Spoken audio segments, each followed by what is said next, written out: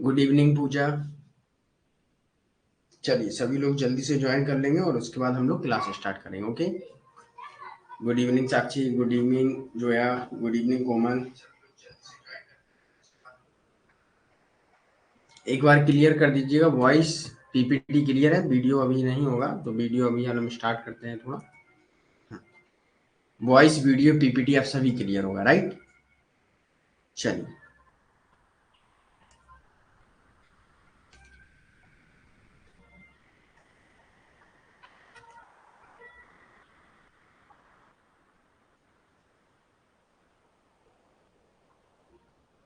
Good evening Anjali, आ जाइए सभी लोग जल्दी से। गुड इवनिंग आरती।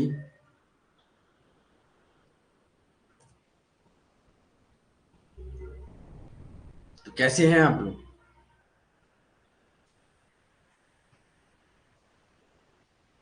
और पढ़ाई आप सबकी कैसी चल रही है?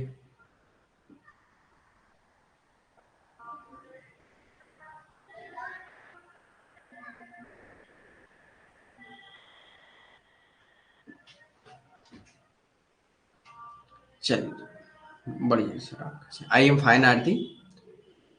Okay very good Zoya. Good.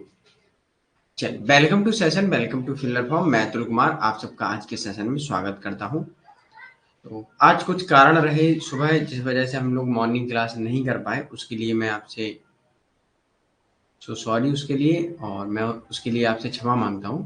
ठीक है, क्योंकि कुछ अर्जेंट काम आने से कारण मुझे होम टाउन आना पड़ा था। ओके। रिवाइज करना पड़ेगा जो है। ओके। करिश्मा, जय श्री कृष्णा करिश्मा। चलिए आ जाइए सभी लोग जल्दी से ज्वाइन कर लेंगे। और उसके बाद क्या होगा कि हम थोड़ा वीडियो ऑफ कर देंगे। ओके, क्योंकि पीछे जो स्क्रीन है वो आपको नहीं दिखेगी, इस वजह से हम वीडियो ऑफ करेंगे ताकि आपको दिखने लगे। ओके। चलिए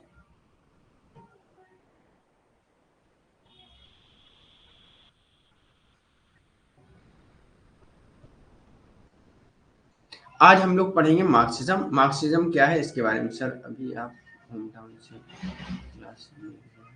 यस करिश्मा, मैं होम टाउन आया था, तो वो नाइट में ट्रैवल किया पूरा, और मॉर्निंग यहाँ 9 बजे आ गया था, तो इस वजह से आज की क्लास लेट हुई। अच्छा, मैं आरती, मैं लखनऊ रहता हूँ प्रॉपर। होम टाउन मेरा झांसी है ना। चल, बुंदेलखंड तो सुने होंगे, है ना। चल,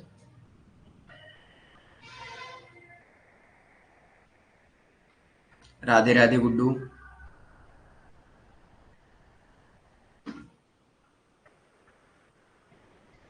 चलिए अब मैं कर रहा हूँ अपना वीडियो ऑफ। ओके, ऑफ कर दिया।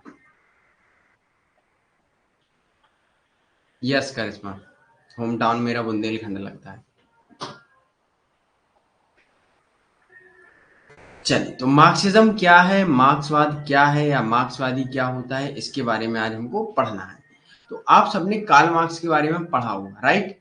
कार्ल मार्क्स के बारे में किस किसने पढ़ा है, या कौन कौन क्लास करके आया है, किसने नहीं किए, ये बता दीजिए। कार्ल मार्क्स के बारे में हम लोगों ने पढ़ा था, और मैंने आप सबको होमवर्क भी दिया था कि आपको कार्ल मार्क्स पढ़ के आना है। ओके। तो आपको दिख रहा होगा कि कार्ल मार्क्स वही एकदम गुस्से में है। तो जो व्यक्ति लाल एकदम गुस्से में होता है वो कैसा होता है? क्रांतिकारी, राइट? तो ऐसी मार्क्सवादी जो विचारधारा है क्रांतिकारी है। मार्क्सवादी विचारधारा में क्या होता है, क्लासिकल मार्क्सिज्म आता है जिसे उत्कृष्ट या चिरसम्मत कहते हैं, और एक क्या है, न्यू नव मार्क्सिज्म आता है। ओके।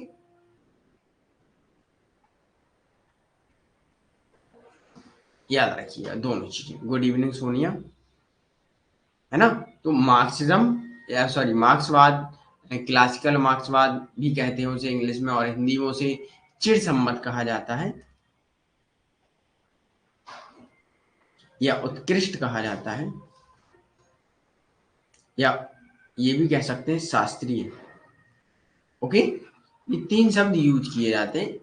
मार्क्स का जो प्रारंभिक स्टेज था, प्रारंभिक स्टेज जिसमें कार्ल मार्क्स और एंजल के अधिकतर विचारों को पढ़ते हैं हम लोग। ओके, और कई थिंकर हैं उनको भी हम लोग देखते हैं, तो उसके बारे में देखेंगे। और उसके बाद फिर आता है नव मार्क्सवाद। ये दो चीजें हमको पढ़नी है। नव मार्क्सवाद क्या है? मार्क्स के विचारों से सहमत है, लेकिन मार्क्स की कई थ्योरियां गलत होती साबित हुई, तो उनमें उन्होंने संशोधन किया, जो नव मार्क्सवादी आए।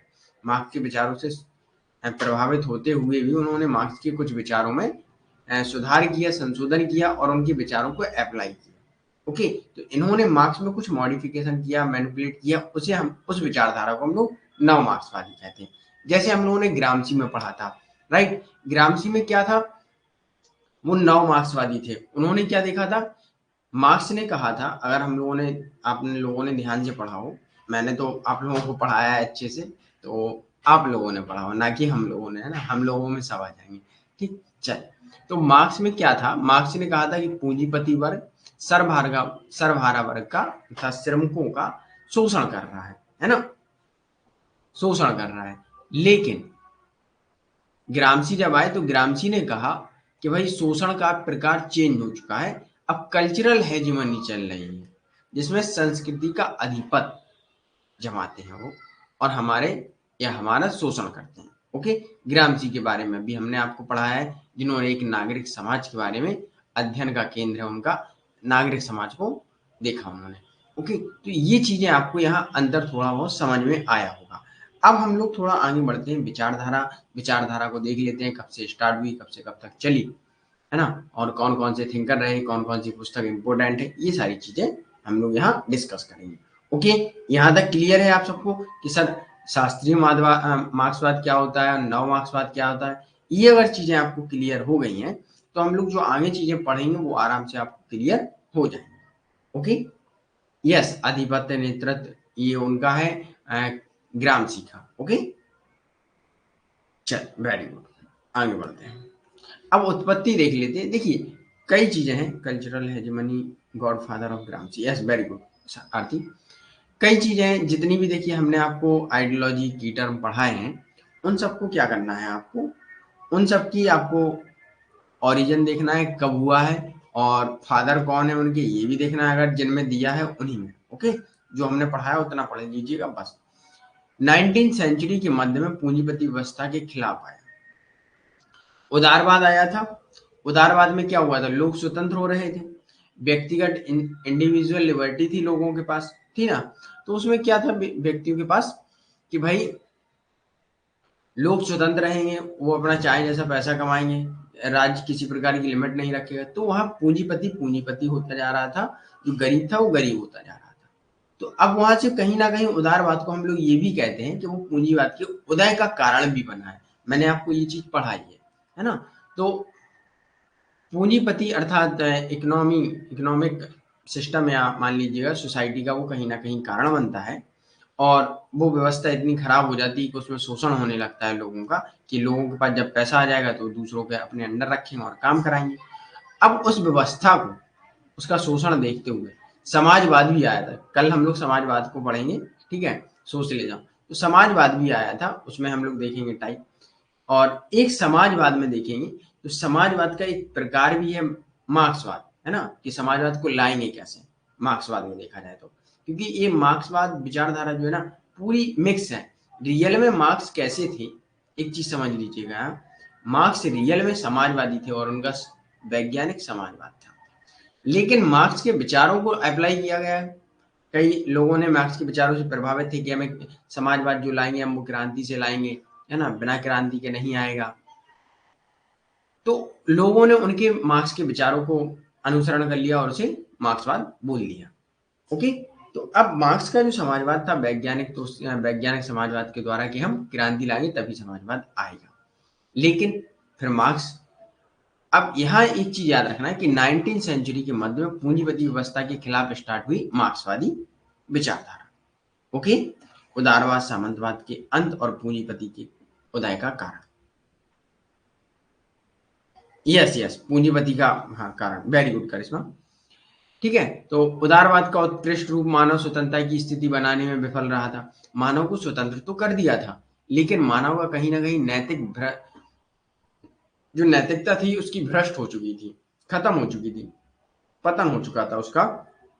तो व्यक्ति लोगों की अन्य लोगों की मदद नहीं कर पा रहे थे। ओके, तो कहीं ना कहीं ये चीजें हमको याद रखनी है। अब गुड इवनिंग साहब हुसैन। अब उत्कृष्ट या पारंपरिक मार्क्सवाद क्या है, इसके बारे में हम लोगों को देखना है। उत्कृष्ट या पारंपरिक, या मान लीजिएगा इसे शास्त्रीय भी कह सकते हैं।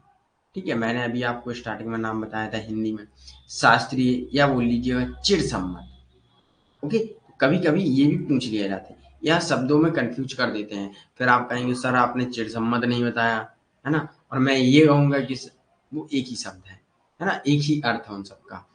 तो ये चीज बहुत ध्यान से समझिएगा। ओके, तो इनमें जो थिंकर थे जो स्टार्टिंग में आए थे, मार्क्स थे, एंजिल थे, लेनिन थे, रोजा लग्जमबर्ग थे और माओ तुंगी थे। तो ये सारे थिंकर जो थे ये मार्क्स के विचारों से प्रभावित थे कि समाजवाद लाएंगे, समाज के लिए भलाई करेंगे, तो कैसे, क्रांति करके। तो अब यहाँ से आपको एक अंतर देखने को मिलेगा, क्या, कि जो शास्त्रीय पारंपरिक उत्कृष्ट या चिर सम्मत मार्क्सवाद कैसे थे और किसका सपोर्ट करते थे, क्रांति का। ओके, ये कहते थे कि भाई क्रांति करेंगे तभी कुछ होगा। तो याद रखिएगा ये स्थायी क्रांति का सपोर्ट करते हैं, और यह उत्पादन की आर्थिक प्रणाली को आधार के रूप में तथा कानूनी राजनीतिक संरचनाओं और अधिरचनाओं के रूप में मानता है। ओके, तो ये चीज भी याद रखिएगा आप लोग, है ना, कि अब उत्पादन की आर्थिक प्रणाली को आधार के रूप में क्या मानता है, कि भाई ये कहते हैं कि जो समाज है ना, समाज कैसा है, जिसके पास पूंजी, उत्पादन करने वाले संसाधन, फैक्ट्री हैं, है ना, प्रोडक्ट बनाने वाली मशीनरी हैं, और कुछ लोग कैसे हैं, गरीब हैं जो इनके यहाँ काम करते हैं। तो समाज दो भागों में बटा हुआ है, एक पूंजीपति वर्ग और एक श्रमिक वर्ग, है ना। ये देखिए क्लासिकल बोला जाता है ना। तो यहाँ तक क्लियर सभी को। यहाँ आपको क्या याद रखना है, उदारवाद ने जो मानव को स्वतंत्रता दी थी उसमें वो विफल हो गया था, और पूंजीपति व्यवस्था के खिलाफ हुआ था स्टार्ट। ओके, और इसमें कुछ थिंकर इम्पोर्टेंट ये है, बस इतनी चीज आपको यहाँ याद रखनी है। तो यहाँ तक किसी का कोई डाउट हो तो बताइए।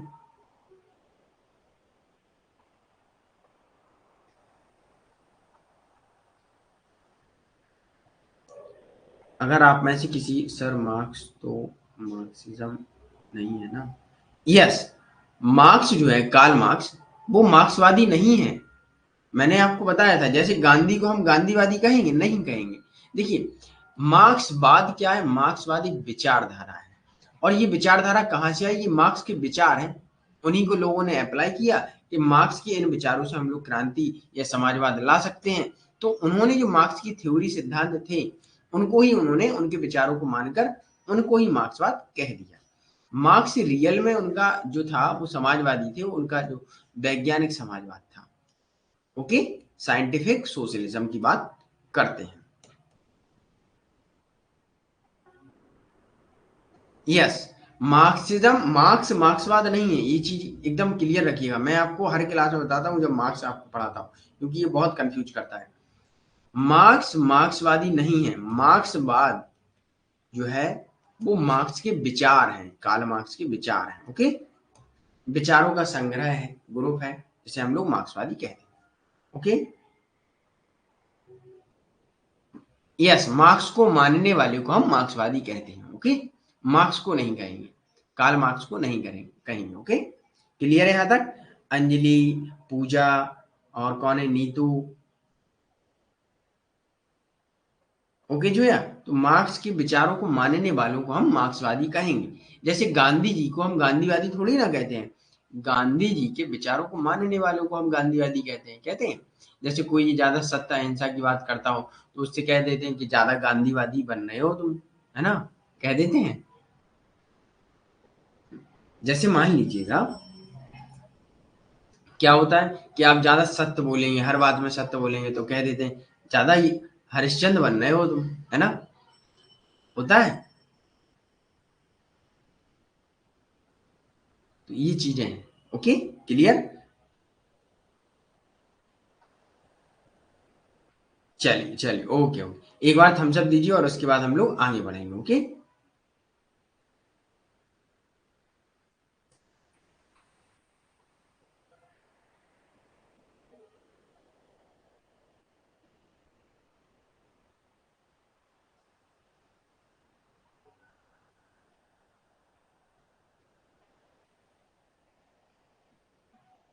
अब हम लोग देख लेते हैं नव मार्क्सवाद क्या है। नव मार्क्सवाद क्या है ये चीज समझ लीजिएगा। इसके कुछ इंपोर्टेंट थिंकर हैं। थिंकर कौन कौन से? Theodor Adorno, Herbert Marcuse, Jurgen Habermas. ये तीन बहुत इंपोर्टेंट थिंकर हैं। ओके, ये तीन क्या कहते हैं, ग्रामसी भी हैं। ओके, कई थिंकर हैं, उनको भी हम लोग देखेंगे। ये लोग कहते हैं यह समाज और बौद्धिक प्रभावों के व्यापक विचार पर आधारित है, जो श्रमिक वर्ग के उत्पीड़न को कम कर रहा है ना। और ये लोग एक फ्रैंकफर्ट स्कूल से जुड़े हुए हैं, आलोचनात्मक स्कूल से, जो 1923 में एस्टेब्लिश हुआ था। ठीक है, ये पूंजीवादी समाज में मौजूदा शोषण के नए रूपों पर विचार करते हैं। अब इसे थोड़ा समझ लीजिएगा आप। ये लोग कहते हैं अब पूंजीपति ने क्या किया, शोषण तो कर रहे हैं, लेकिन हम लोगों का एक्सप्लॉइटेशन तो कर रहे हैं, शोषण तो कर रहे हैं, लेकिन अब शोषण करने के तरीके चेंज कर दिए हैं, जिनको हम लोग देर में समझ पाते हैं, जब तक वो शोषण अच्छे से कर लेते हैं। जैसे कि भाई शोषण कैसे हो रहा है, चलिए बताइए, आंसर कीजिए आप सब कि सर अब जो पूंजीपति वर्ग है हमारा शोषण एक अलग ही प्रकार से कर रहे हैं, तो कैसे कर रहे हैं? चलिए आंसर दीजिए सभी लोग।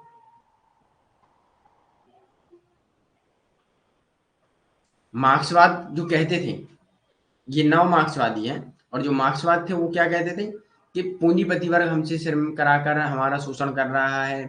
अतिरिक्त मूल्य के सिद्धांत हमने आपको बताए थे, जिसमें जो पूंजी है प्रोडक्ट की, एमआरपी, उसमें से कोई वो नहीं देते उनको आप, है ना, वो नहीं देते अपना जो प्रॉफिट बनाया उसमें से कुछ हिस्सा नहीं देते, लोगों से काम ज़्यादा कराते हैं, और खाना जीविका चलाने के ही लिए पैसे देते हैं, बस ये चीज़ें उन्होंने कही थी। Okay, yes yes. और हाँ, और बताइए। मैं अपने कल्चर से, very good Zoya, living standard, okay very good. Komal, online shopping, McDonald, ये सब, yes very good Komal. Karishma, जैसे जैसे शर्म कर रहे हैं, और Christian school, yes very good Karishma ना। साक्षी, जैसे अभी एजुकेशन मेडिकल में फ्री करके टैक्स लेते हैं, जिससे कि हमें समझ भी नहीं आता है। Yes yes very good Sakshi. Culture and ideology private school, yes. तो कहीं ना कहीं अब हमारा शोषण क्या हो रहा है, उन्होंने कहा है अब यह लोग सामाजिक एवं बौद्धिक प्रभावों पर वैचारिक प्रभाव डाल रहे हैं, जैसे कि हमारे सामाजिक जीवन में, जैसे कि हमारा life standard, living standard change कर रहे हैं हमारा। जैसे कि भाई सुबह हम लोग देखिए, हम लोग एक ताजे गेहूं का आटा खाते हैं, ताजा गेहूं होता है, हम लोग एकदम प्योर चीजें खाते थे। आज हम लोग सुबह नाश्ते में क्या चाहिए आपको, ब्रेड चाहिए। ब्रेड को, उसका जो डो होता है, उसे किस प्रकार गलाया जाता है, कैसे उसे सड़ाया जाता है ना, उसे पहले खराब किया जाएगा तभी तो वो स्पंजी होगा, और वो हम लोग बड़े चाव से खाते हैं, बड़े स्वाद लेके खाते हैं कि ये बहुत अच्छा है ना। तो कहीं ना कहीं हमारे एक सामाजिक जीवन पर प्रभाव डाल रहे हैं वो लोग, हम लोगों को, और ऐसे ऐड दिखाएंगे कि आप ये चीज खाएं। क्यों खाएं? कि तभी आपको ये लगेगा कि आज सुबह हुई है, वैसे तो सुबह होती नहीं थी, है ना। तो ये वो चीजें ऐसे अनुभव करा देते हैं, जैसे आप इन चीजों के बिना आपका इस समाज में, इस दुनिया में जन्म बेकार है, राइट।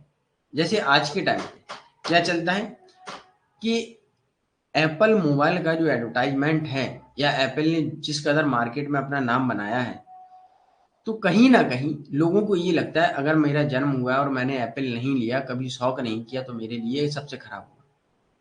इसलिए बड़ी कंपनियां क्या करती हैं, बैंक क्या करती हैं कि आपको लोन प्रोवाइड करा देती हैं कि भैया आप लोन लीजिएगा और अपने शौक पूरे करिएगा। जैसे कभी कभी क्रेडिट कार्ड या कई बैंकों का एडवर्टाइजमेंट आता है, आपके सपनों में कमी हो रही है। अरे, आपके सपनों में कमी कैसे होने देंगे अगर हम हैं तो? ऐसे ही एडवर्टाइजमेंट करते हैं कि अगर हम लोग हैं तो आपके सपनों में कमी कैसे होने देंगे, हम लोग नहीं होने देंगे ना। तो वो लोन प्रोवाइड करा देते हैं, है ना। होता है यही, बताइए। यस, ईएमआई पे सब खरीद लीजिएगा, वो कहते हैं सब कुछ खरीदिएगा ईएमआई पर। अब जब आप लोगों ने ईएमआई पे सब कुछ खरीद लिया, तो आप मरते दम तक, कोई भी व्यक्ति हो जब इतना सारा खरीद लिया, जब वो कोई भी काम कर रहा हो तो वो जीवन भर करेगा। और वो काम किस लिए करेगा? उस ईएमआई को चुकाने के लिए। वो ईएमआई किसने दी थी? कंपनी ने दी थी। कंपनी ने आपको 1 लाख रुपए दिए, 1 लाख पर आप 1,10,000 अगर बनता है उनका, है ना, या 1,01,000 बनता है, तो अब आप 1 लाख चुकाएंगे और साथ साथ 1,000 चुकाएंगे। तो इससे क्या हुआ? उसने तो आपको पैसा दिया और उसने अपने पैसे से पैसा बनाया। पैसे से पैसा बनाने के लिए आपने उसके लिए काम किया, उसने अपना काम किया ही नहीं। उसके पास पैसा था, आपको उसने लोन दे दिया, कहा भाई काम चला लीजिएगा आप अपना और हमें इस पे ब्याज दे दीजिएगा। भाई वो बैठे बैठे बढ़िया हवा में पैसे छाप रहा है ना? तो कहीं ना कहीं ये आपका शोषण हुआ। Okay, yes. Royal Enfield, bullet वाले ये लोग पहले पता क्या करते थे, मैं बताऊं। रॉयल इनफील्ड जो कंपनी है, वो स्टार्टिंग में जब थी वो ईएमआई नहीं करती थी, ठीक है, ये लोग ईएमआई पे बहुत कम देते थे। बीच में क्या आया कि मार्केट में ईएमआई अच्छे से बढ़ा और ये लोग डाउन पेमेंट कितना हुआ अब इन लोगों का, 10,000 डाउन पेमेंट कीजिएगा और आप बुलेट ले जाइए, शौक पूरे कीजिएगा, 2 लाख की गाड़ी आपको लुभा देंगे और चलाइए जीवन। उससे कुछ नहीं निकलना, बल्कि पैसे ही बर्बाद करेंगे आप। 20-30 का एवरेज देगी, पेट्रोल में पैसे फूकेंगे, है ना? तो ये चीजें हैं। 1 लाख का एक 16 लेते हैं, ये चीजें हैं, है ना? तो इन चीजों को अब जो नव मार्क्सवादी विचारक हैं वो कहते हैं कि भैया ये इस प्रकार जो शोषण कर रहे हैं समाज में एवं हमारी बुद्धि पर ऐसा प्रभाव डाल रहे हैं ये लोग कि हम इनकी जाल में फंस जाएं और ये हमारा शोषण करते रहें। तो हमें इनकी इन विचारों को समझना पड़ेगा और इनका अध्ययन करना पड़ेगा और हमें इनसे बाहर निकलना पड़ेगा। ओके, है ना? तो वो कहते हैं अब शोषण का नया तरीका है और इसी चीज का अध्ययन करते हैं। और ये जो फ्रैंकफर्ट स्कूल है, आलोचनात्मक स्कूल भी कहा जाता है, क्रिटिसिज्म स्कूल, जिसमें ये लोग आलोचना करते हैं इस प्रेजेंट टाइम के समाज की, समकालीन समाज की बात करते हैं कि कैसे शोषण हो रहा है हम लोगों का। ओके, जैसे आज मान लीजिएगा कोई गेम खेलता होगा तो मोबाइल लैपटॉप दिखा देंगे कि ये पीस 5-6 लाख का है, तो इस पे लोन ले लीजिएगा और आप गेम से बहुत पैसा छापेंगे, ये वो बहुत कुछ सब कुछ बता देंगे कि यहाँ तक आपको जीवन लगेगा कि मेरा जीवन ही जानवर है अगर मैं ईएमआई नहीं ले रहा हूँ, है ना? ये चीजें हैं। ओके, तो याद रखिएगा वो पूंजीवादी समाज में मौजूद शोषण के नए रूपों पर विचार करते हैं। ओके, या क्लियर है यहाँ तक? सर जियो ने भी पहले फ्री रिचार्ज करके बाद में शोषण किया। यस साक्षी, तो यही तो वही शोषण है, हम लोग समझ ही नहीं पाए, हम लोगों का फ्री है फ्री। और एक चीज याद रख लीजिएगा, ये दुनिया है, अगर आपको दुनिया में भारत में पानी सबसे ज्यादा भारत में है पीने लायक, है ना? अब आप यहाँ समझ लीजिएगा कि एकदम साफ सुथरा पानी है, तब भी आप 20 रुपए लीटर खरीदते हैं। तो दुनिया में कुछ भी फ्री नहीं है। अगर हमें प्रकृति ने सारी चीजें फ्री दी हैं तो प्रकृति ने कुछ ना कुछ उसके लिए लिया है हमसे, या वो करवाएगी कुछ ना कुछ, कि आप पेड़ पौधे लगाइए, है ना? जब पानी हमारे पास पीने लायक इतना अच्छा है, तब भी हमें मिनरल वाटर की आवश्यकता होती है। तो मिनरल वाटर की जो भी मशीनें हैं या कंपनियां हैं वो हमारे अंदर भ्रम पैदा करती हैं कि भाई आपका पानी गंदा है, ये वो नाले वगैरह से भर के लाते हैं और फिर उसे फिल्टर करते हैं, कहते हैं ये बहुत अच्छा है। जो चीजें अच्छी दिखती हैं वो कहीं ना कहीं साइड इफेक्टेड होती हैं। ओके, याद रखिएगा। चलिए आगे बढ़े भाई, यहां तक क्लियर सभी को? तो नव मार्क्सवादी थिंकर क्या कहते हैं कि अब जो शोषण हो रहा है वो अलग तरीके से हो रहा है, सामाजिक एवं बौद्धिक। तो ये लोग, अब एक चीज देखिएगा, अब ये लोग जब सामाजिक बौद्धिक का प्रयोग करते हैं तो हमें ये एक चीज आप बताइएगा कि अब इस चीज से हमें निकलने के लिए, कि भाई शोषण हमारे नए तरीके से हो रहा है, इस चीज से हमें निकलने के लिए, शोषण से हमें क्रांति करनी पड़ेगी कि नहीं, हमें रेवोल्यूशन करनी पड़ेगी या नहीं, बताइए। चलिए आंसर कीजिए, क्रांति हमें करनी पड़ेगी कि नहीं नव मार्क्सवादी थिंकरों के अनुसार?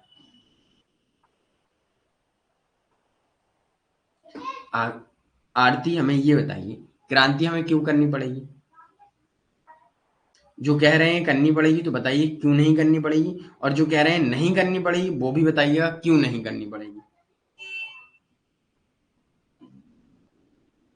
सोनिया करनी पड़ेगी, ये रेवोल्यूशन करना पड़ेगा, ये गुलाम बना रहे हैं, तो क्रांति क्यों करनी पड़ेगी? अच्छा गुलाम बना रहे हैं।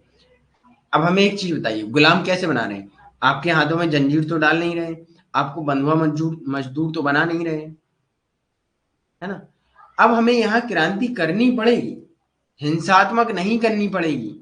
जो हिंसा की बात करते हैं कार्ल मार्क्स, क्रांति कैसी करनी पड़ेगी? एक हमें बौद्धिक क्रांति करनी पड़ेगी, इंटेलेक्चुअल रिवॉल्यूशन। मतलब अब लोग अपने विचारों को देखेंगे, कि लोगों को पता होना चाहिए कि कैसे हम लोग इन लोगों को हटा सकते हैं। बौद्धिक क्रांति बोला जाता है इसे। ओके, याद रखिए कि ये लोग हमारा कैसे शोषण कर रहे हैं, अपने प्रोडक्ट का प्रचार करके हमारा शोषण कर रहे हैं, तो हम इनके प्रोडक्ट लेंगे ही नहीं, है ना? तो इन चीजों से हमें लड़ाना होगा। तो अगर यहाँ आता है कि नव मार्क्सवादी क्रांति का सपोर्ट करते हैं तो नहीं करते हैं, और आता है बौद्धिक क्रांति का सपोर्ट करते हैं तो बौद्धिक क्रांति का सपोर्ट करते हैं, क्योंकि बौद्धिक जो क्रांति होती है वो कैसी होती है? वो हिंसा नहीं होती है। ओके, याद रखिएगा, हिंसा नहीं होती।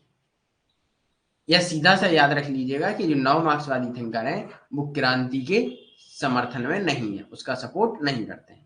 ओके, याद रखिए। यहां तक क्लियर सभी को? हमारे मस्तिष्क के साथ खेल रहे हैं। यस साहब हुसैन।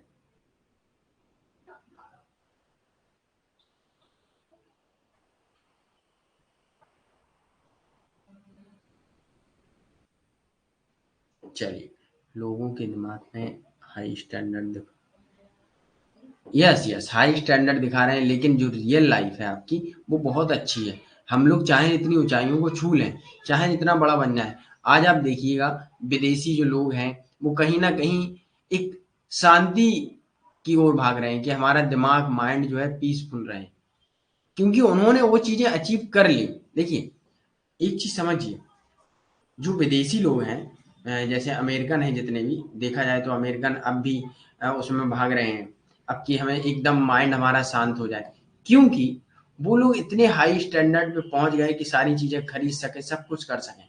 यहाँ तक कि पानी कुछ भी हो, कोविड के टाइम उन्होंने सब कुछ देख लिया कि कोविड है, हम सब कुछ खरीद सकते हैं, लेकिन हम अपना जीवन और अपनी मित्रता एक व्यवहार के रूप में नहीं खरीद सकते हैं, एक सम्मान नहीं खरीद सकते हैं, है ना? तो आप चाहे जितना पैसा कमा लें, चाहे कुछ कर लें, लेकिन एक आप अपने अंतरात्मा को शांति नहीं दे पाएंगे, है ना?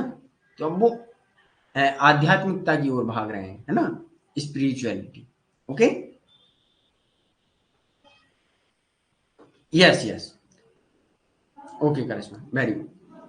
अब हम लोग देख लेते हैं मार्क्स के अनुसार, वो कहते हैं stage of history and class conflict each stage, मतलब प्रत्येक स्टेज में, इतिहास में एक संघर्ष रहा है। संघर्ष कैसा रहा है? वर्गों में संघर्ष रहा है। तो ये मार्क्सवाद के अनुसार है, कैसा रहा है कि प्रिमेटिव कम्युनिज्म, अर्थात इसमें आदिम साम्यवाद आता है, जो प्राचीन काल था। ओके, प्राचीन काल अर्थात प्राकृतिक अवस्था में कोई क्लास थी नहीं थी, कोई वर्ग था नहीं था, कोई संघर्ष था नहीं था, व्यक्ति स्वतंत्र थे और अपना अच्छे से जीवन यापन कर रहे थे, उन्हें किसी भी प्रकार की कोई भी प्रॉब्लम नहीं हो रही थी, राइट? तो ये सारी चीजें थी वहां। अब लेकिन क्या हुआ कि कई चीजें हुई, कि कई लोगों का दिमाग दौड़ा और उन्होंने अपना धीरे धीरे वस्तुओं को आदान प्रदान किया, और कुछ लोगों ने मुद्राएं छाप दी, तो फिर वहां से पूंजीपति बढ़ने लगा। और जब बढ़ने लगा तो उसमें क्या आया? सबसे पहले स्लेवरी, दास्ता। दास्ता में क्या हुआ? जब व्यक्ति का दिमाग बढ़ा तो उसने अपने लिए एक स्लेव बनाया, और स्लेव ओनर, एक मालिक बन गया और एक दास बन गया। ओके, दास मतलब गुलाम, किया वो इसके घर घर पर काम करेगा और ये इसको खाने पीने को देगा। क्योंकि समाज में जब कोई व्यक्ति होते हैं तो वो समाज में समान रूप से सभी नहीं होते, कोई विकलांग होगा, किसी की बौद्धिक क्षमता कम होगी तो किसी की अच्छी होगी, कोई किसी के पास शारीरिक बल अच्छा होगा, किसी के पास बौद्धिक बल अच्छा होगा, है ना? तो तब उस समय क्या हुआ? दास्ता आई, दास का मालिक ये होगा और दास्ता ये होगी। तब यहाँ क्या हुआ? दो क्या बन गए? वर्ग बन गए। एक कौन? एक मालिक और एक दास। अब इन्हों में संघर्ष हुआ। संघर्ष क्या हुआ कि भाई आप हमें गुलाम बनाए, मतलब दोनों में थोड़ा बहुत कॉन्फ्लिक्ट रहा। कि आप हमें सही से रखिए, सही दीजिए, सही। तो भाई उन्होंने धीरे-धीरे सही किया और उन्होंने सही करके क्या किया कि अब आप हमारे यहाँ दास नहीं रहेंगे। अब आप हमारी ज़मीन को करेंगे और उसमें जो भी उपज होगा, आप उसमें से अपने लिए खाने के लिए निकालेंगे और थोड़ा एक्स्ट्रा निकालेंगे, बकाया आप हमारे लिए करेंगे। ये इसे हम फ्यूडलिज़्म, सामंतवाद कहते हैं हिंदी में। और तो अब हम लोग ये, तो वहाँ क्या हुआ, 2 ग्रुप रहे, एक लैंडलॉर्ड्स, लैंड ओनर्स रहा और एक सर्फ रहा, जिसे हम लोग क्या कहते हैं, एक सामंतवाद का मजदूर मान लीजिएगा, है ना? तो ये दोनों रहे और इनमें भी थोड़ा कॉन्फ्लिक्ट रहा कि अब हम जब सारी मेहनत हम ही कर रहे हैं तो हम आपको खेती में से क्यों दें? हम आपको कम ही देंगे ना, आपकी जितनी ज़रूरत है। आपने तो उस खेती में कुछ किया नहीं, आपने उसमें बीज भी नहीं डाले, आपने उसमें खाद भी नहीं डाला, किसी भी प्रकार का पानी नहीं दिया, सब तो हमने करा ना, तो हमें लेना चाहिए ज़्यादा। तब यहाँ थोड़ा कॉन्फ्लिक्ट, संघर्ष हुआ। फिर उसके बाद आया कैपिटलिज्म। अब कैपिटलिज्म में क्या हुआ भाई, ये फ्यूडलिज्म, सामंतवाद में मालिक समझ गया कि भाई जमीन होगी तब ये अंतर हुआ और फिर ऐसे तो काम चलेगा नहीं। तब इन्होंने क्या किया, अब इन्होंने उद्योग लगाए, नए नए प्रोडक्ट लाए, तो उनसे इन्होंने शोषण किया, बुर्जुआस एंड प्रोलेटेरिएट। ये उन्हें श्रम वर्ग या मान लीजिए सर्वहारा वर्ग भी कहा जाता है, बुर्जुआ को पूंजीपति कहा जाता है। तो ये दोनों वर्ग रहे। अब क्या हुआ, इन दोनों में फिर कॉन्फ्लिक्ट हुआ कि भाई हम इतना काम कर रहे हैं और आप प्रॉफिट फिर कमा रहे हैं इतना, तो हम इतना, जैसे आप मानिए आप हमसे 10 रुपए की चीज बनवा रहे हैं और 100 रुपए उस पर 90 रुपए आप प्रॉफिट कमा रहे हैं। इसे ही यहाँ से आता है सरप्लस वैल्यू। ठीक है, हमने आपको पढ़ाया है कार्ल मार्क्स। तो जिन स्टूडेंटों को पता ना हो सरप्लस वैल्यू क्या है, अतिरिक्त मूल्य का सिद्धांत क्या है, उसे आप जाके कार्ल मार्क्स की क्लास में पढ़ लीजिएगा। ओके, तो यहाँ क्या हुआ, उन्होंने कहा कि भाई आप हमसे 10 रुपए का मटेरियल बनवाते हैं विथ हमारा कॉस्ट जोड़ के, और आप 90 रुपए में बेच रहे हैं, सॉरी 100 रुपए में बेच रहे हैं, तो आप 90 रुपए पूरा प्रॉफिट अपने लिए बना रहे हैं। हमने रियल में प्रोडक्ट हमने बनाया था तो उसमें हमें मिलना चाहिए था, मेहनत हमने की थी तो हमें ज्यादा मिलना चाहिए था। आप उतना ले लीजिएगा जिसमें आपकी फैक्ट्री का खर्चा चल रहा हो, आपका चल रहा हो, और आप थोड़ा बहुत एक्स्ट्रा ले लीजिएगा, हमें दीजिएगा, क्योंकि हमने मेहनत की, हमने अपना पूरा समय लगाया, हमने अपनी सब कुछ हमने अपना दिया। और आपने उसी वस्तु को हमसे अलग कर दिया, ये आपने नहीं बनाई, ये वस्तु किसने बनाई, ये कंपनी ने बनाई, और किसी कंपनी का टैग लग गया। तो कहीं ना कहीं ये अलगाववाद का सिद्धांत हमने आपको बताया है उसमें कार्ल मार्क्स में, तो उसे भी पढ़िएगा अलगाववाद के सिद्धांत के बारे में। अब यहाँ संघर्ष होने के बाद सोशलिज्म आया। संघर्ष कब हुआ, संघर्ष होने लगा भाई, पूंजीपति वर्ग बहुत तेजी से शोषण करने लगा लोगों का, सर्वहारा वर्ग का। सर्वहारा वर्ग क्रांति करेगा और कुछ समय के लिए स्टेट में जितने भी उत्पादन है उनको संभालेगा, देखेगा, उन पर थोड़ा काम करेगा, और उसके बाद क्या करेगा, उन उत्पादन साधनों का या संसाधनों का आपस में सभी लोग बंटवारा कर देंगे, राज्य के केंद्र में रख देंगे। और क्या होगा, अब यहाँ पता क्या है, यहाँ कुछ देर के लिए क्रांति होगी, क्योंकि सर्वहारा वर्ग का वो शोषण हो रहा था। तो सर्वहारा, मार्क्स के अनुसार सर्वहारा वर्ग क्रांति करेगा, है ना, मार्क के बैकग्राउंड से, ठीक है। तो मार्क्स के अनुसार यहाँ क्रांति सर्वहारा वर्ग करेगा, और सर्वहारा वर्ग क्रांति करने के बाद कुछ समय के लिए स्टेट पे राज्य करेगा, और स्टेट पे राज्य करने के बाद, ठीक है, राज्य स्टेट वो समाजवाद में, भाई नॉइज नहीं आ रहा है जो, या थोड़ा चेक कीजिएगा, है ना। तो राज्य पर जो कॉन्फ्लिक्ट थे और सर्वहारा वर्ग का ज्यादा शोषण था, तो यहाँ सर्वहारा वर्ग क्रांति करेगा, तब जब तक सोशलिज्म रहेगा, मतलब सर्वहारा वर्ग क्रांति करेगा और उस समय सोशलिज्म आ जाएगा। सोशलिज्म में क्या होगा कि सर्वहारा वर्ग अल्प समय के लिए, मतलब कुछ समय के लिए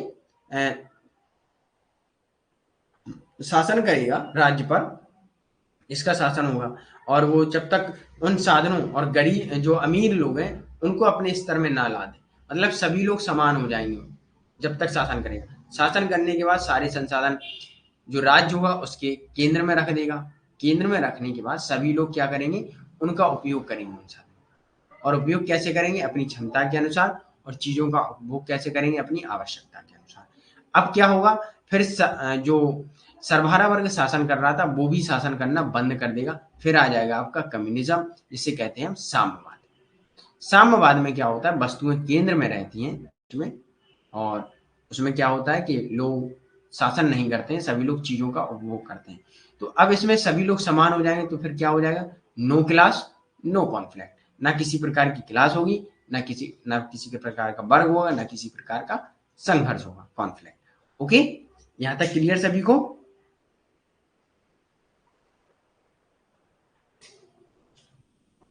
यस।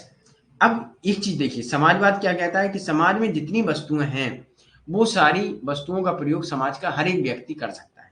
तो यही कहीं ना कहीं कम्युनिज्म जो है वो मार्क्स की कम्युनिज्म यही है समाजवाद, कि समाज में जितनी वस्तुएं सभी लोग उनका उपभोग करेंगे। ओके, अब जो रियल में कम्युनिज्म था जब हम लोग कल पढ़ेंगे तो वो लोग क्या करते हैं कि हमारा जो लोग शोषण कर रहे हैं उनसे हम लोग प्रार्थना करेंगे कि भैया शोषण कम कीजिएगा, है ना। अब क्या है, इसे साम्यवाद क्यों जोड़ा गया, इसको नाम क्यों बनाया गया है साम्यवाद, सिर्फ दोनों में अंतर देखें इस वजह से इसे साम्यवाद नाम दे दिया है।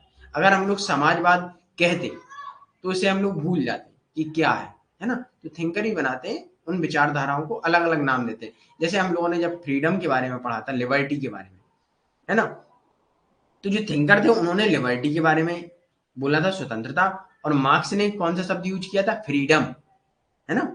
दोनों अलग अलग है। ओके, क्लियर है यहां तक सभी को?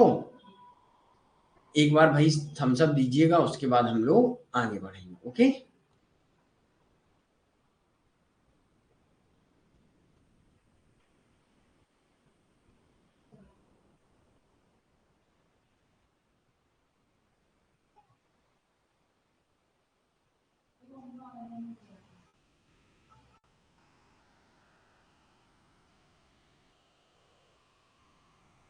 चलिए, ओके, वेरी गुड, आगे बढ़ते हैं।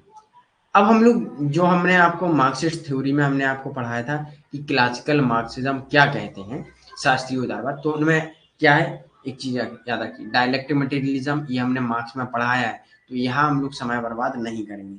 अब जो भी न्यू स्टूडेंट आए होंगे तो एक बार आप लोग जब कार्ल मार्क्स को पढ़ेंगे वहां मैंने डायलेक्टिक मेथड पढ़ाया है यहाँ, लेकिन हम संक्षेप में आपको एक रिकॉल करा देते हैं। इसमें क्या होता है, जैसे हम लोगों ने हीगल का द्वंदात्मक पद्धति पढ़ा है, उन्होंने कहा कि विचार पर दुनिया टिकी हुई है, लोगों के अंदर विचार आते हैं तभी राज जाता है।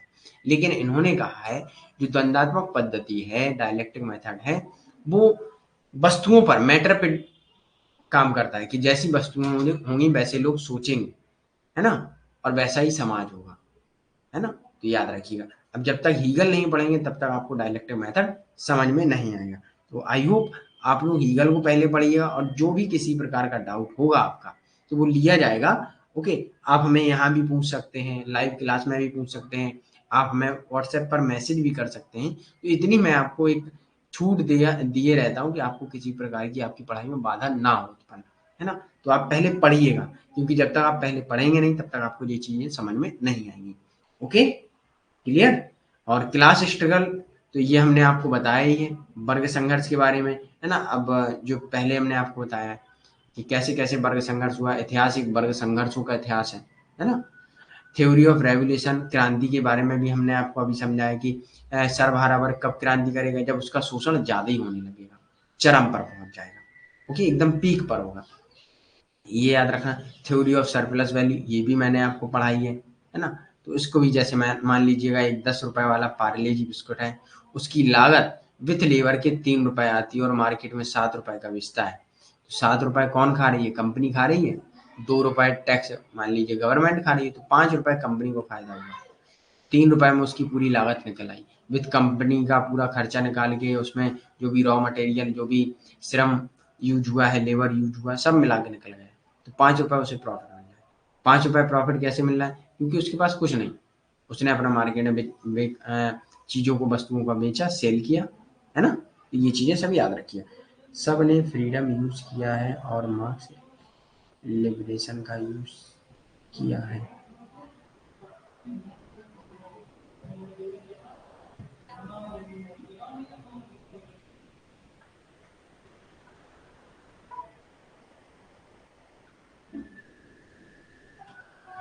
करिश्मा एक बार आप क्लियर कर लीजिएगा उसे, ठीक है, नहीं तो मैं आपको कल क्लियर कर दूंगा, क्योंकि मार्क्स ने फ्रीडम का शायद यूज किया है और बाकी थिंकरों ने लिबर्टी, स्वतंत्रता का यूज किया है।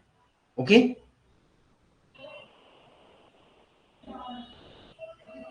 चलिए कल हम देखते हैं थोड़ा, है ना।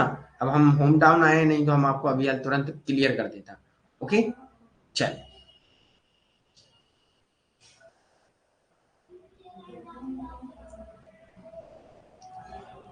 ये हिंदी में रहा आपका, तो हिंदी में से पढ़ लीजिएगा थोड़ा, है ना।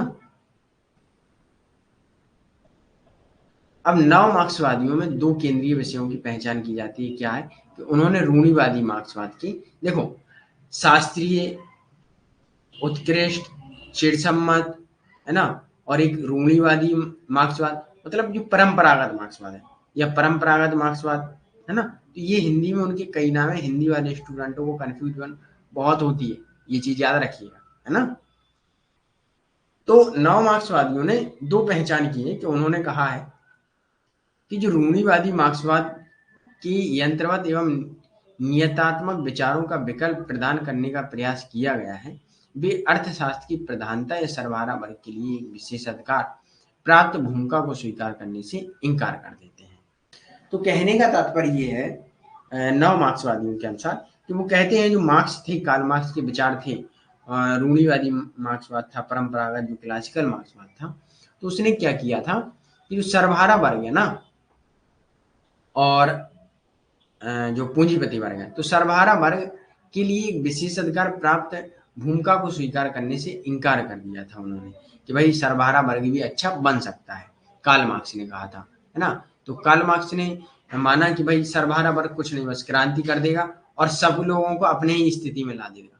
अगर मार्क्स यही बात कहते कि हम लोग क्रांति इसलिए करेंगे कि सभी लोग बराबर हो जाएं, सर्वहारा वर्ग भी ऊंचा उठ जाए, तो ज्यादा बेटर रहता, बल्कि सर्वहारा वर्ग की पोजीशन में सबको लाने की बात करते हैं।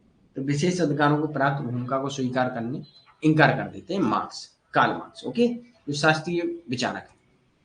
तो यहाँ आपको कुछ पुस्तक हैं कार्ल मार्क्स की, ये मैंने आपको कार्ल मार्क्स में भी बताई है, तो ये पढ़िएगा। ये पुस्तक बहुत इंपॉर्टेंट है, डेट वाइज याद करिएगा, क्योंकि सीक्वेंस में याद करिएगा। फिलहाल मैं आपको रिवीजन कराता रहूंगा समय समय पर, ठीक है। तो इसकी आपको शायद पीडीएफ आपके उसमें आ गई होगी, नहीं आई होगी तो मैं अभी भेज दूंगा, ओके, याद रखिएगा। और एंजल, एंजल के बारे में भी ये बुक है। अब ये एक चीज समझ लीजिए, कार्ल मार्क्स और एंजल दोनों बहुत अच्छे मित्र थे। एंजल जो थे, या एंगल्स या एंजल्स, है ना, जो भी पढ़े आप, तो वो बहुत अच्छे एक बिजनेसमैन भी थे और इनके मित्र थे। बहुत लंबी कहानी है, लेकिन हम इसे थोड़ा शॉर्ट में देखेंगे। सर पीडीएफ मिल गया है, ओके गुड्डू। तो एंजल्स क्या है, मार्क्स के दोस्त थे, मार्क्स एंजल के दोस्त थे, जो भी कहें। और एंजल्स अपने व्यापारी थे। मार्क्स को पैसे की आर्थिक रूप से मदद करने के लिए, फाइनेंशियल हेल्प देने के लिए एंजल्स ही करते थे। और दोनों, जब एक व्यापारी होगा और एक समाज सुधारक होगा, तो दोनों ने देखा कि भाई शोषण कैसे हो रहा है ना। तो ये चीज यहाँ से कहीं ना कहीं दोनों में अंतर आया, बहुत सीखा दोनों ने एक दूसरे से। लेकिन हमें ये इससे मतलब नहीं है, सिर्फ हमें जो चीजें हमें टारगेटेड पढ़नी है, सब कुछ नहीं पढ़ना है, ठीक है। जो एग्जाम में आए वो पढ़िएगा, सबके पीछे मत भागिएगा, ओके। और दूसरी बात मैं आपको बता दूं, जब आप एक रास्ते पर चलेंगे तो रास्ता जल्दी तय होगा। अब पता चले कि आपने इस रास्ते पर आधा चले और इस रास्ते पर आधा चले, इस रास्ते पे थोड़ा यहाँ चले, तो आप कभी भी रास्ता कोई भी पूरा नहीं कर पाएंगे। इसलिए मैं कहूंगा आपसे कि जो भी पढ़ाया जाए उतना ही पढ़िएगा, और ज्यादा कंटेंट इकट्ठा करने की कोशिश मत कीजिएगा। कंटेंट उतना लीजिएगा जितना आप पढ़ पाए, इकट्ठा करने से किसी प्रकार की आपका कोई भी लाभ नहीं होगा, ठीक है। ये मैं आपको रियलिटी बता दे रहा हूँ। और दूसरी बात, आप जो भी पढ़ें, आपको अपने ऊपर विश्वास होना चाहिए कि हमने जो पढ़ा है उसी से आएगा, उससे कुछ नहीं आएगा। उससे अलग आएगा वो चीज अलग है, ठीक है। आप कभी भी कोई भी पेपर 110% नहीं कर सकते।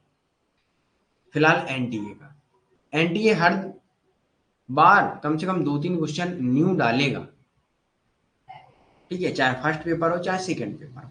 तो आप इस पे मत जाइएगा कि सर मुझे पूरा पेपर करना था। आप सिर्फ इतना रखिएगा कि मुझे एग्जाम क्रैक करना है, जेआरएफ चाहिए, बस।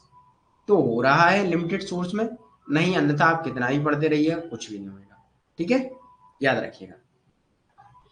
यस, बुक बहुत इंपॉर्टेंट है कार्ल मार्क्स की, क्योंकि हर बार बुक एक नई पूछ लेते हैं, कार्ल मार्क्स में बहुत बुक है इनकी।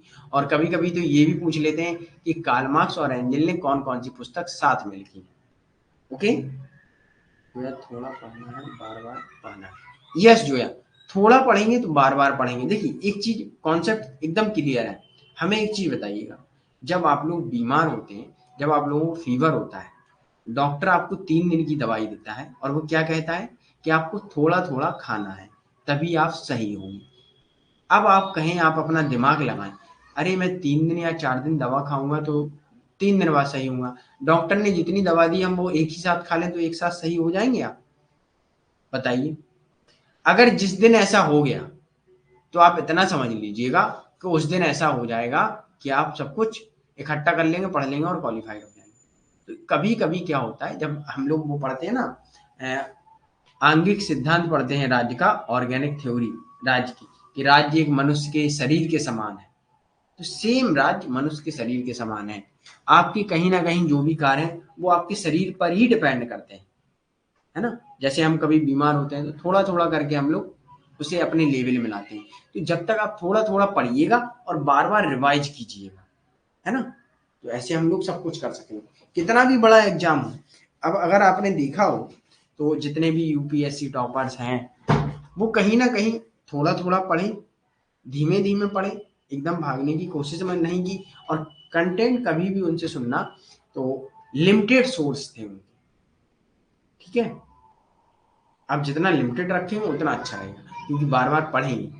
सारी चीजें किताबों में सेम है, बस पढ़ने का तरीका अलग अलग, चीजों को समझना है और अप्लाई करना है। ओके, 10 बुक एक एक बार पढ़ने से अच्छा है एक बुक को 10 बार पढ़ना। यस, वेरी गुड करिश्मा, है ना। यस, चल, लेनिन की बुक याद रखिएगा, ये भी मार्क्सवादी थिंकर हैं। इनके बारे में मैंने आपको पढ़ाया है तो इनकी क्लास देख लीजिएगा, जो भी स्टूडेंटों ने नहीं की हो। एंटोनियो ग्रामसी के बारे में बताया है, इनको कल्चरल हेजीमनी का फादर कहा जाता है, पिता है ये, है ना। इनकी बुक बहुत इंपॉर्टेंट है, ये भी याद करिएगा। और ये ऐसे 9 मार्क्सवादी थिंकर हैं जिन्होंने पहली बार नागरिक समाज पर अध्ययन किया। नागरिक समाज जिसमें फ्रैंकफर्ट स्कूल के 9 हर्बर्ट मार्क्यूस, हैबरमास, ये सारे थिंकर आते हैं। उन्होंने कहा था कि हमें सामाजिक एवं बौद्धिक रूप से देखना पड़ेगा कि लोगों का कैसे वो हो रहा है शोषण।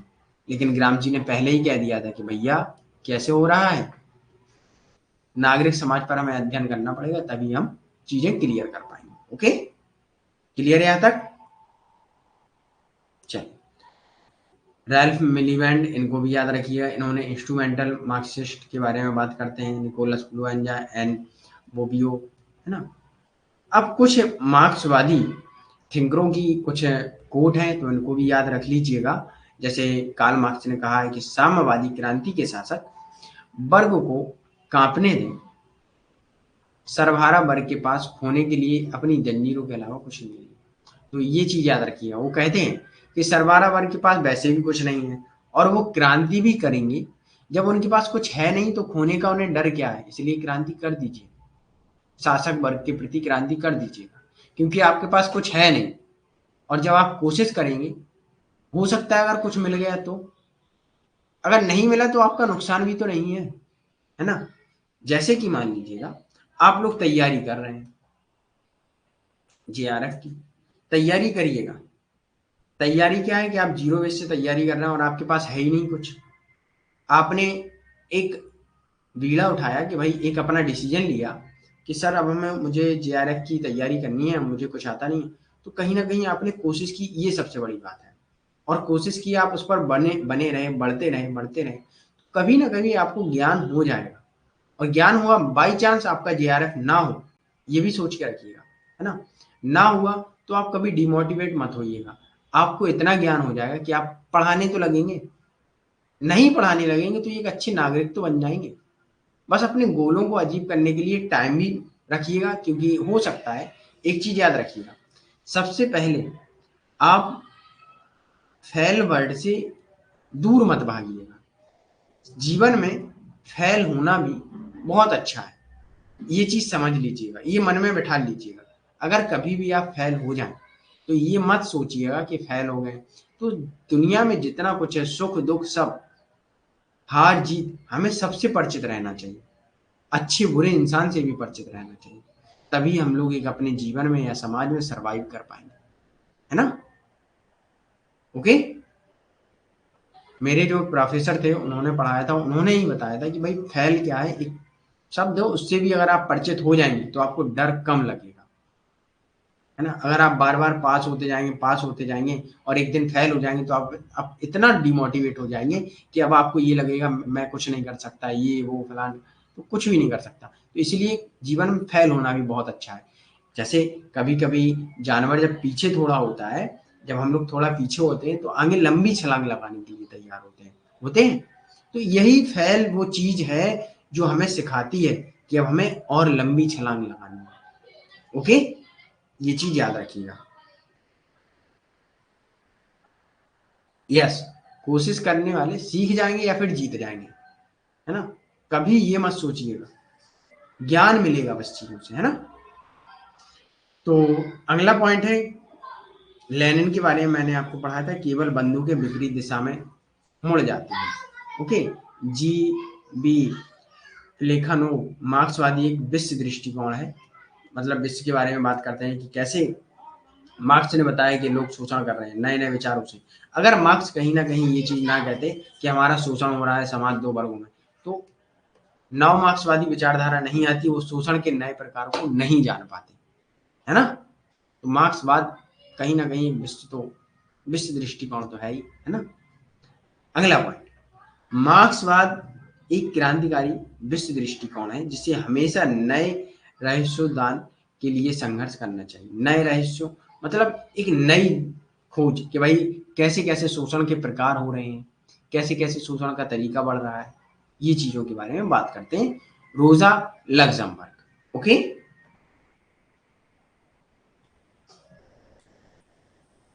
चलिए, यहां तक क्लियर है सभी को।